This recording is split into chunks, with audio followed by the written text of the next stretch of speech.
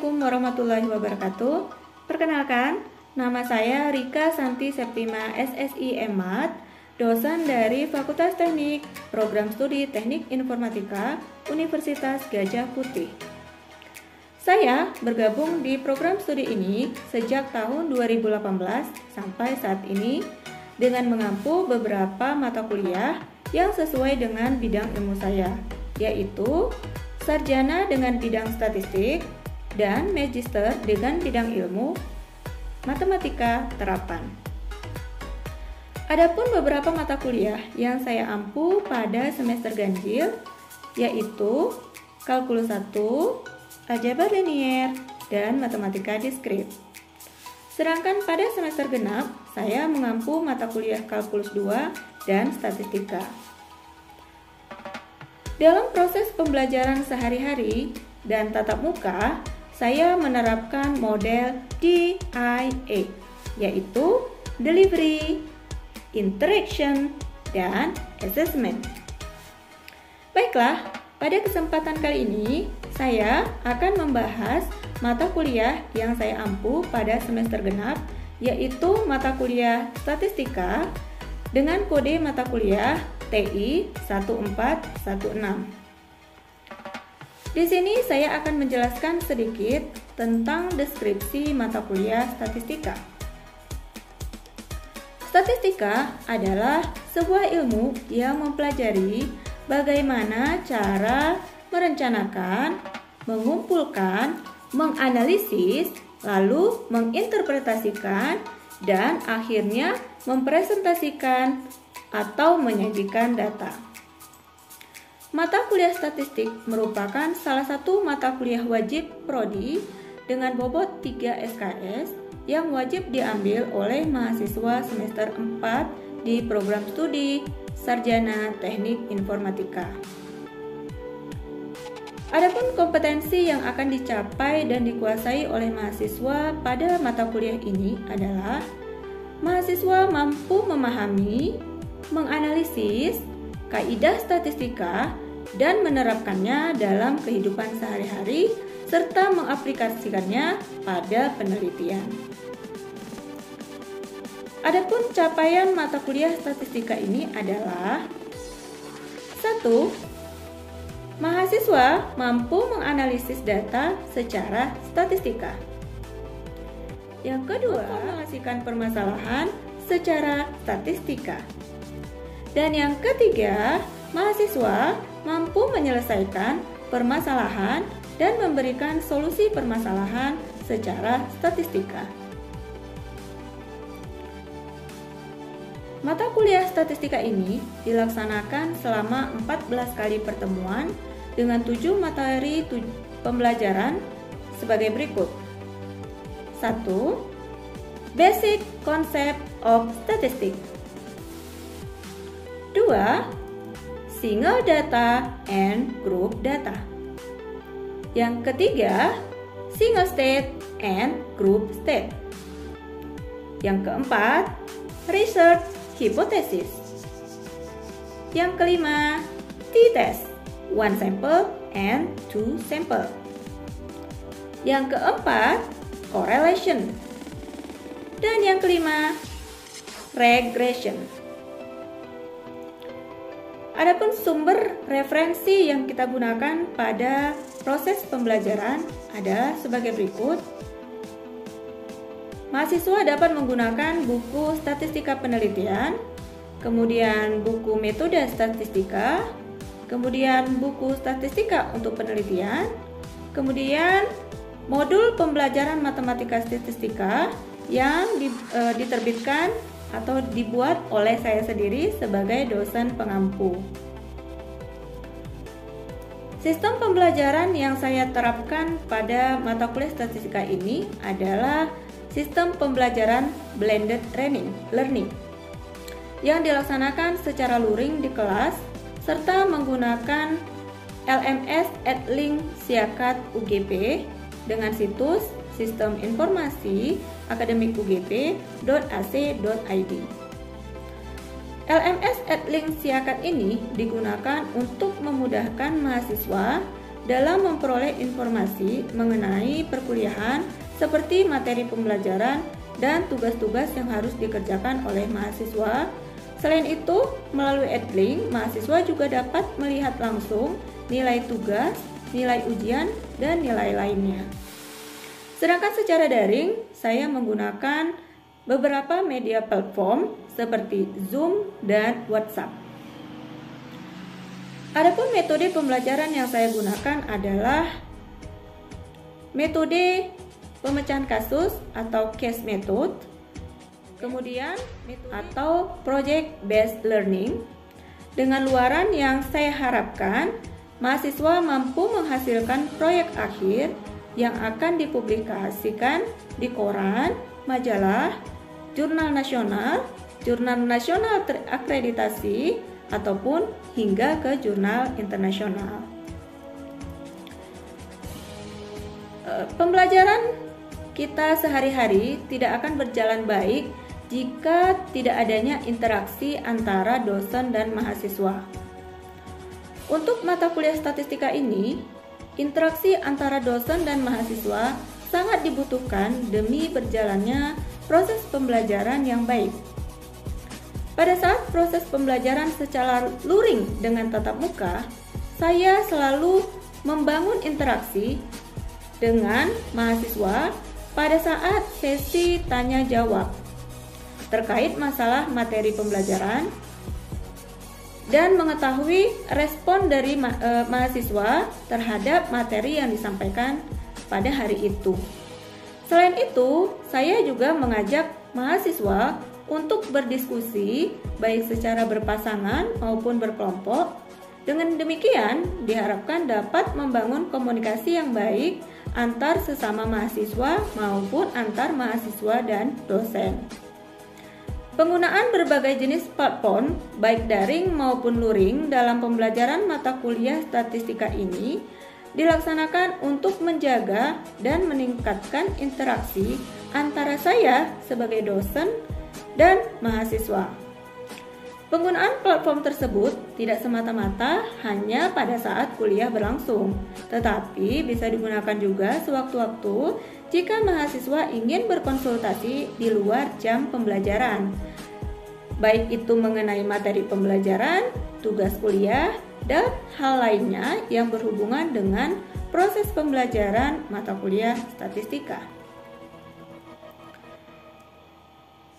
Setelah proses pembelajaran berlangsung, perlu ada penilaian terhadap mahasiswa. Sebelumnya, di awal pertemuan, saya dan mahasiswa telah membuat kesepakatan dalam model kontrak kuliah yang harus dipahami dan dilaksanakan oleh setiap mahasiswa. Adapun penilaian mata kuliah statistika diambil dari beberapa proses, yaitu absensi kehadiran sebesar 5%, kemudian penyelesaian tugas mandiri dengan bobot sebesar 5%, kemudian laporan dan presentasi tugas pemecahan kasus sebesar 15%, laporan dan presentasi tugas proyek sebesar 25%, ujian tengah semester sebesar 20%, dan ujian akhir semester sebesar 30%. Yang kesemuanya mencerminkan dari capaian pembelajaran sikap, pengetahuan, keterampilan umum, dan keterampilan khusus yang diberikan pada mata kuliah. Baiklah, berikut adalah cuplikan video pengajaran mata kuliah statistika yang saya adakan secara tatap muka.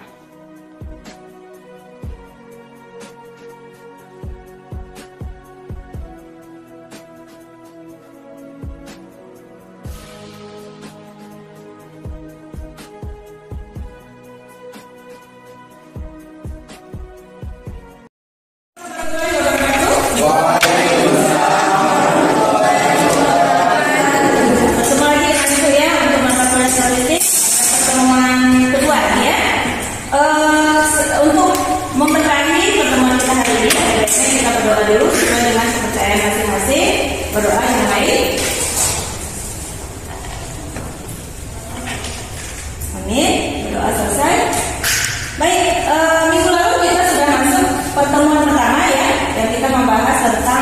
kontrak kuliah. Kemudian kemarin sudah bahas juga tentang statistika, ya. Statistika, pengertian statistika, kemudian apalagi kemarin sampel, ya, cara pengambilan sampel. Kemudian kita udah bahas juga tentang sedikit tentang data, ya, kemarin apa itu data. Nah, sekarang hari ini kita akan memasuki materi tentang pengolahan dan penyajian data, ya. Baik. Nah, sebelumnya ada yang tahu nggak apa itu data? Yang terlintas di kepala kalian aja. Apa itu data? Apa itu data? Apa data? Ayo, apa data? Apa itu data? Kumpulan dokumen. Ada lagi yang lain? Apa itu data? Kita mau melakukan penelitian nih. Oke, ya. Nah, data itu dia adalah sebenarnya bahan mentah yang belum diolah. Nah, nanti kalau udah diolah, dia akan menjadi sesuatu kumpulan yang seperti yang teman-teman bilang, suatu kumpulan yang bisa menjadikan sebuah informasi, ya, sebuah informasi. Nah, data itu perlu, ya, data itu perlu. Dan di setiap tempat, di setiap institusi, dimanapun pasti ada data. Daerah yang kecil aja, dari institusi terkecil, misalnya apa di desa kita, ada kantor desa, ya, pasti ada data kan? Data apa biasanya kalau dari kantor desa? Data penduduk, oke. Data apa lagi? Data pembangunan, apa lagi? Data keuangan, jelas, ya. Sudah pasti ada. Ya, data BLT, ya, data BLT ada, data pasti. Nah, kemudian ada beberapa jenis data di statistika, ya, statistik. Yang pertama itu data menurut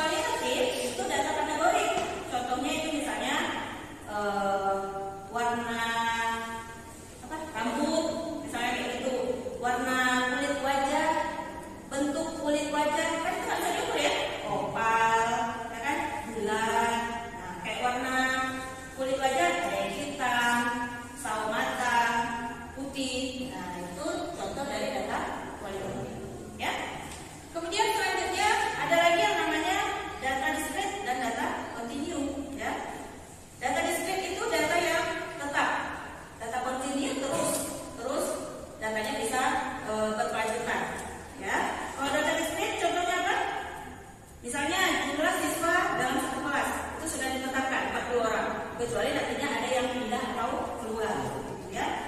Nah, kemudian kalau data kontinu itu contohnya adalah misalnya tinggi badan. Tinggi badan kan itu berubah kan? Misalnya sekarang tingginya kalau masih umurnya berapa, tingginya 10 cm misalnya, 12 cm, kemudian naik seiring dengan umurnya, ya. Kemudian jenis data menurut waktu pengumpulannya. Nah, ini menurut waktu pengumpulannya ada dua, data cross section sama data time series. Kalau data cross section itu data yang diambil pada waktu itu. Misalnya nih, data keuangan bulan Desember 2021 hanya diambil untuk data tahun 2021. Kalau data time series itu data yang diambil secara berkala, misalnya selama 5 tahun, 6 tahun, 10 tahun dan sebagainya, ya. Nanti misalnya data keuangan yang diambil dari tahun misalnya 2005 sampai 2010 misalnya, ya. Oke. Kemudian jenis skala pengukuran ada beberapa ya. Skala ordinal, kemudian skala interval, kemudian skala rasio. Kalian bisa cari contohnya masing-masing nanti ya. Skala nominal bentuknya seperti apa, skala interval seperti apa, ya. Nah, metode pengumpulan data, ya, ada beberapa cara dari metode pengumpulan data. Yang pertama itu ada angket, ya. Angket itu berarti dia kuesioner. Kita harus menyiapkan beberapa pertanyaan yang kita ajukan kepada orang yang menjadi sumber dari pertanyaan kita, ya, dari sumber penelitian kita. Angket terbuka misalnya, angket terbuka dia ada dua ya, angket terbuka dan angket tertutup, ya. Kemudian yang kedua ada wawancara. Nah, wawancara ini juga ada wawancara terpimpin, wawancara bebas, kemudian ada wawancara bebas terpimpin, ya. Kemudian selain itu ada dengan cara pengamatan, observasi. Nah, kalau misalnya kita melakukan penelitian apa aja, misalnya kentang misalnya, ya, tanaman kentang atau tanaman stroberi, kan kita nggak bisa, datanya nggak ada langsung kan, kita harus observasi dulu kayak mana bentuk datanya, kayak mana cara penanamannya, pengolahan tanahnya seperti apa sebelum kita tanam, kan gitu, pupuknya seberapa, itu harus kita observasi, ya. Kemudian tes. Nah, tes ini bisa tes kepribadian, tes bakat, tes prestasi, tes inteligensi, dan tes sikap, ya. Jadi ada beberapa yang bisa menggunakan pakai tes. Kayak misalnya mau PS harus pakai tes, itu tes apa? Tes inteligensi berarti, ya. Kemudian dokumentasi. Nah, cara lain dari mengumpulkan data itu adalah dokumentasi. Jadi bisa dikumpulkan melalui dokumentasi.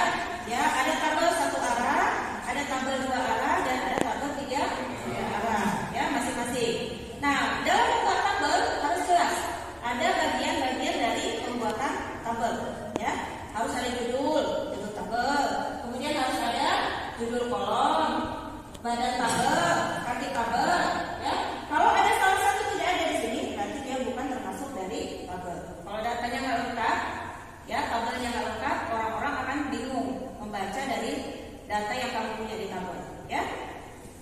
Nah, ini contoh dari tabel ya. Ini contoh. Nah, kalau ini tabel berapa arah nih? 3. 2 ya. Ini nggak dihitung. Ini dia. Ini 2 arah. Ya, tadi jumlah sama presentasi. Di tabel 2 arah. Kalau yang mana satu arah gimana ya? Di sini. Ya, penjelasan 1. Nanti kalau ada 3 penjelasan. Ya. Ada nggak lebih tabel yang lebih? Sampai banyak. Ada ya. Lebih dari 3 ya. Nah, ini contoh tabel satu arah ya. Tabel satu arah. Kemudian ini contoh tabel 2 arah. Kemudian ini contoh tabel 3 arah ya. Banyak. Nah, selain menggunakan tabel, ya data juga dapat disajikan melalui grafik. Nah, ini ada beberapa grafik. Grafik garis, kemudian grafik batang, grafik lingkaran, kemudian grafik berapa. Tahu semua kan bentuk-bentuknya? Tahu ya. Kalau di Microsoft biasa kita langsung memunculkan grafik-grafik ini pakai apa? Pakai Microsoft apa? Word bisa langsung? Excel ya. Jadi pakai Microsoft Excel. Kita tampilkan ya, kita isi datanya, langsung pilih, itu lebih gampang ya. Tapi kalau misalnya kita pakai software itu udah ada juga langsung dia. Kita masukkan datanya dulu, misalnya datanya banyak ya kan. Kalau yang datanya dikit-dikit boleh pakai yang Excel. Oke ya. Nah, ini contoh yang grafik poligon ya. Grafik poligon. Nah, setiap grafik-grafik ini juga kita harus buat dulu, harus bentuk dulu data yang kita punya tadi ke tabel dulu. Ya, kita ubah dulu menjadi bentuk tabel, baru kita bisa distribusikan menjadi bentuk grafik. Kalau enggak bisa ya. Kalau misalnya contohnya datanya ini. Data nilai mahasiswa, data nilai statistik mahasiswa kelas A misalnya 50, misalnya Edi 50, Asrika 40, Salwani 70, kan gitu. Gimana membuat grafiknya kan susah, ya kan? Jadi harus kita buat dulu dia, kita pindahkan ke tabel distribusi frekuensi, ya. Tabel distribusi frekuensi bentuknya seperti itu. Nah, ada intervalnya, kemudian ada kelasnya, gitu ya. Baru bisa kita buat menjadi grafik, ya. Nah, kemudian ini contoh kurva ogif. Nah, ini contoh histogram. Ya, kita harus ada bentuk tabel distribusinya dulu, baru kita buat tabel histogram, grafik histogramnya ya. Nah, ini grafik lingkaran contohnya. Nah ini penyajian data kualitatif. Nah, kalau kita sudah punya data yang kayak gue bilang tadi, itu aja jadi kita ambil data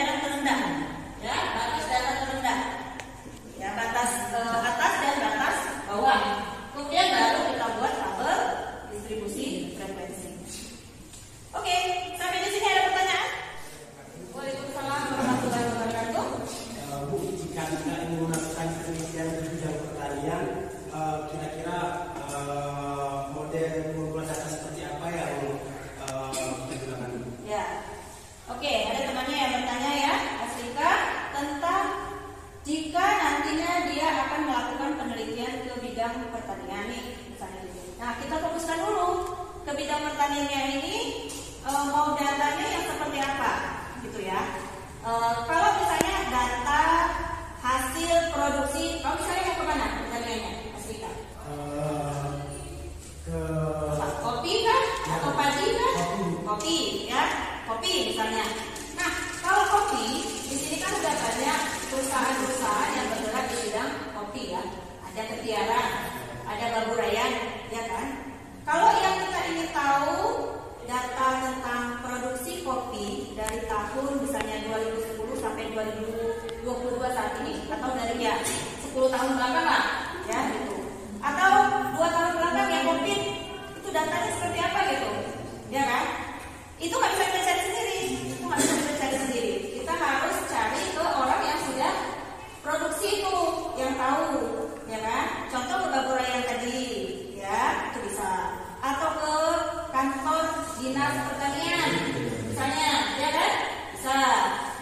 Kemudian ke BPS, tapi kalau ke BPS itu tidak terlalu valid, ya. Lebih valid kalau data pertanian langsung ke kantor pertanian, ya, dinas pertanian. Nah, kalau yang kita observasinya penelitiannya itu tentang data kopinya, misalnya gitu, gimana sih kopi itu dapat tumbuh dengan subur di sana? Kita harus tanam sendiri kan? Kita harus tanam, kita olah tanahnya, itu datanya dari situ. Kita pergi dulu ke petani-petani, misalnya petani-petani kopi, yang misalnya yang jumlah penghasilnya produksi kopinya ada yang tinggi, ada yang rendah, ada yang apa itu. Kita pergi dulu masing-masing. Nah, nih di petani kopi yang satu ini kan hasil kopinya banyak nih. Nah, gimana ya? Kan harus kita tanya. Nah, itu kita observasi langsung. Tanya ke orang. Pakai cara apa tadi? Wawancara boleh, pakai angket juga boleh. Nah, itu ya. Itu Afrika bisa, Pak? Oke, ada lagi pertanyaan yang lain? Iya, silakan. Waalaikumsalam warahmatullahi wabarakatuh. Silakan, Nur. Pengolahan data mana yang lebih valid hasilnya jika data yang kita olah secara manual atau secara elektronik? Oke.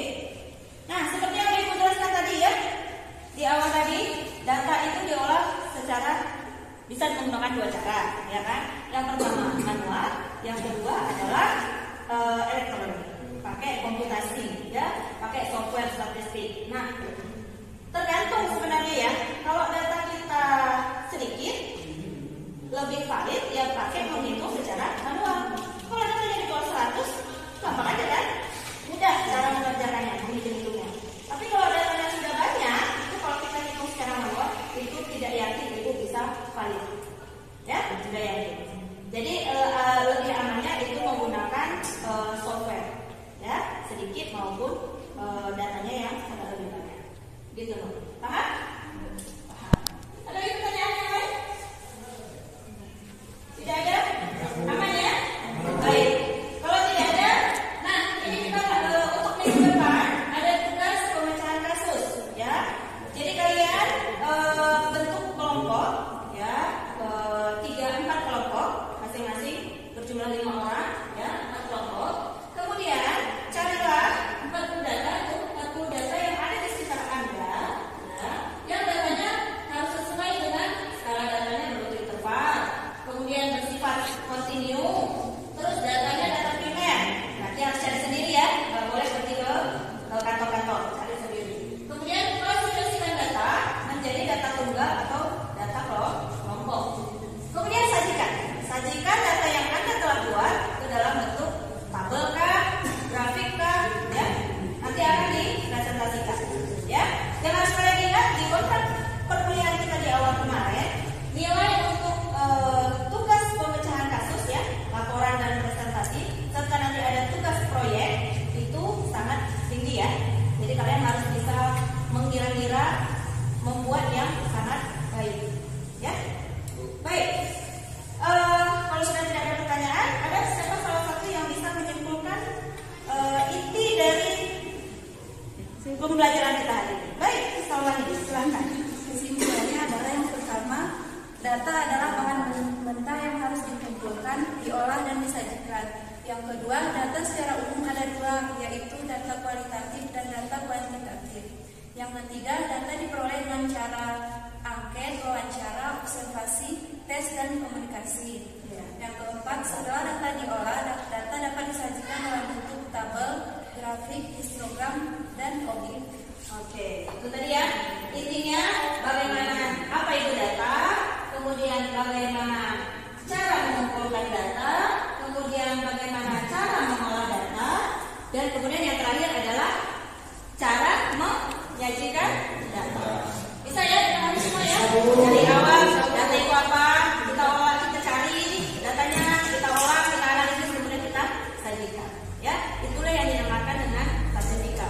Prosesnya nggak hanya sampai di situ. Nanti selanjutnya di pertemuan selanjutnya kita akan memproses lagi untuk dianalisis datanya. Ya, sekarang hanya datanya dulu. Ya, jangan lupa kerjakan tugas pemecahan kasus. Ya, minggu depan kita akan presentasi masing-masing. Sekian untuk pertemuan kita hari ini. Alhamdulillah pertemuan pembelajaran statistika hari ini berjalan dengan baik. Terima kasih atas kehadiran semua.